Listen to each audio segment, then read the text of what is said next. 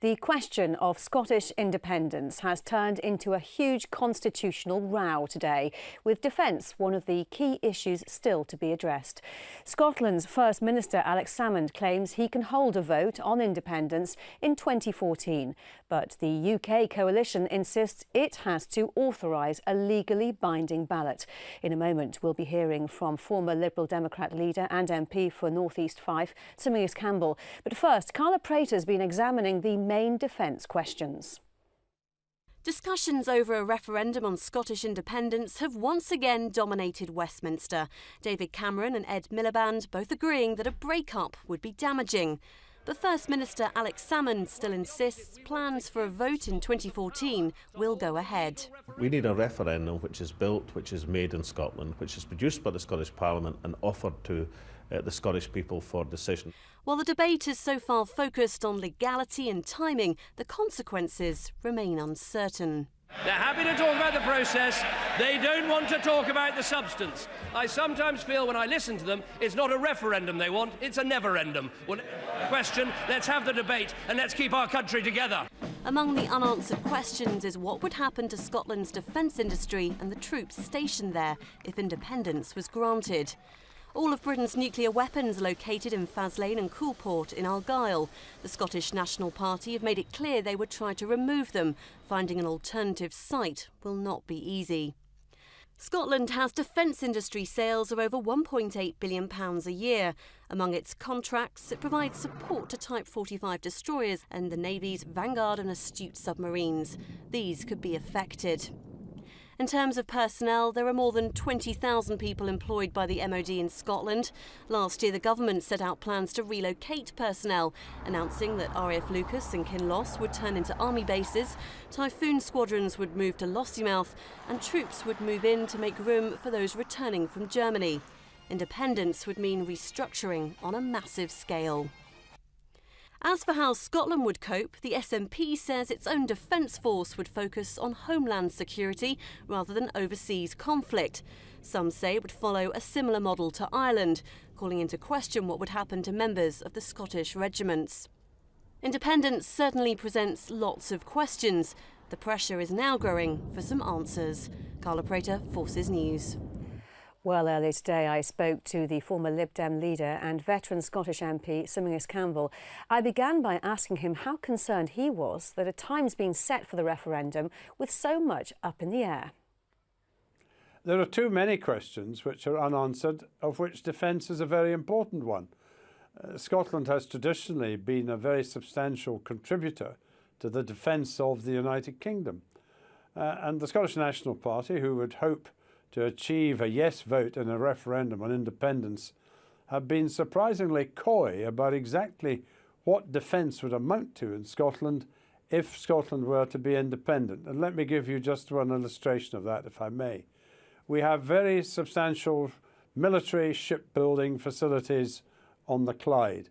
At the moment, the 2 aircraft carriers are being assembled at Rosyth. These are enormous projects of great value which make a very substantial impact, favourable impact on the economy. Would a Scottish government in an independent Scotland be able to ensure that there were sufficient orders of that kind to maintain the existing military shipbuilding industry? I doubt it very much, but that's why I'd like them to come clean about it. Not only the shipbuilding industry, there are many pressing issues, not least Faslane, what would happen to the UK's nuclear deterrent, also the sheer number of Scottish regiments and the rebasing of troops from Germany. Of all of these issues, which do you think are the most pressing? Well, I have a constituency interest in the issue of the rebasing of troops from Germany because in my constituency there is the Air Force base, Royal Air Force Leuchars.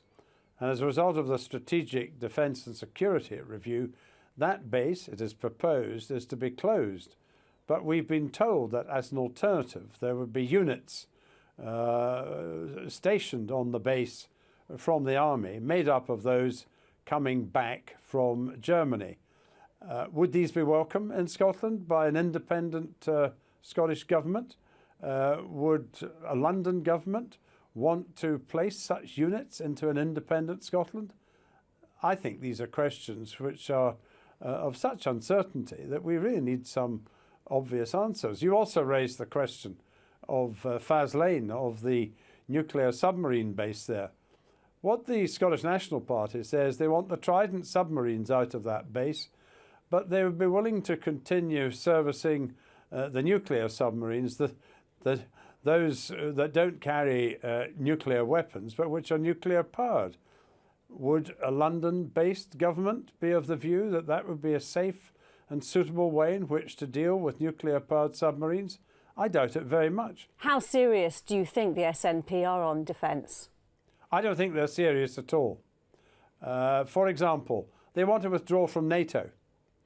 And here they are talking about withdrawing from NATO in the immediate aftermath of one of the most successful operations of its kind since 1945, namely the military action in Libya, which enabled the revolutionaries to take over from the totalitarian government of Colonel Gaddafi.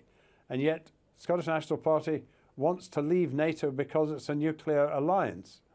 I don't think that makes sense at all. Were you the Defence Secretary, what would you be saying to Alex Salmond today? If I was the Defence Secretary, I'd be saying to Alex Salmond, we want clarity. We want clarity because, be quite clear, we will be campaigning for a no vote in any referendum calling for independence in Scotland. But as part of the discussion in advance of that, then I would like you, Alex Salmond, to be quite clear about what resources, financial resources, would be available for defence in Scotland, how you would spend them, and what international organisations you would be willing to be a member of. Because all of these issues would be absolutely fundamental to an independent Scotland.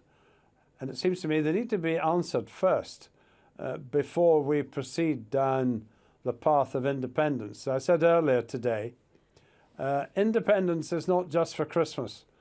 In the case of Scotland, it would mean bringing an end to constitutional arrangements which have existed for more than 300 years.